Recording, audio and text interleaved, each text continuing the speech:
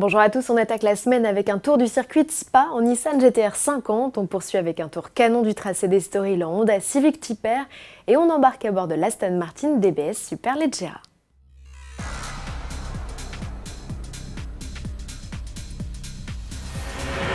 GT-R 50, acte 2, après Goodwood, on retrouve la sportive revue et corrigée par Nissan et Italdesign sur le circuit de Spa-Francorchamps. En marge de la course des 24 heures, Godzilla a dégourdi son V6 3 litres 8 biturbo poussé à 720 chevaux sur les 7 km du tracé belge. Montez le son pour écouter rugir la bête.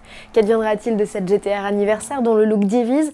Nissan et Italdesign n'excluent pas de la produire. 50 exemplaires en référence aux 50 ans du modèle et du bureau de design pourrait voir le jour. Reste à savoir qui sera prêt à débourser 900 000 € pour la compter dans son garage. Direction le Portugal où la Civic Type R enchaîne les records. Le modèle Honda vient de réaliser le meilleur chrono pour une compacte traction de série. Aux mains du Portugais Thiago Monteiro, pilote Honda en WTCR, la Nippone a bouclé son tour de piste de 4,2 km en 2 minutes 1 seconde et 84 centièmes. C'est le 4e chrono canon qu'elle claque dans le cadre du Type R Challenge 2018, après ses performances à Manicourt, Spa et Silverstone. Prochaine étape pour la Honda Civic Type R, le Hungaroring en Hongrie, avec pour équipier l'ex-pilote de F1, Jenson Button.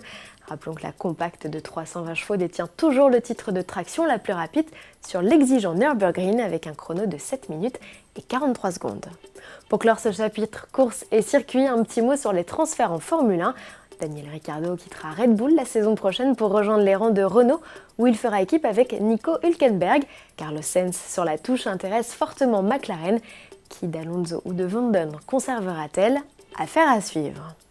Ferrari à la 812 Superfast, Aston Martin, la DBS Superleggera, la Super GT britannique remplaçante de la Vanquish, débute tout juste sa carrière alors que l'italienne officie depuis 2017. Si les deux sportifs profitent d'un V12, Aston a préféré la suralimentation à l'aspiration naturelle. Son couple hallucinant et ses accélérations ont fait le bonheur de notre confrère de Sport Auto, Sylvain Vetto. En termes d'accélération, pour faire simple, on va dire que c'est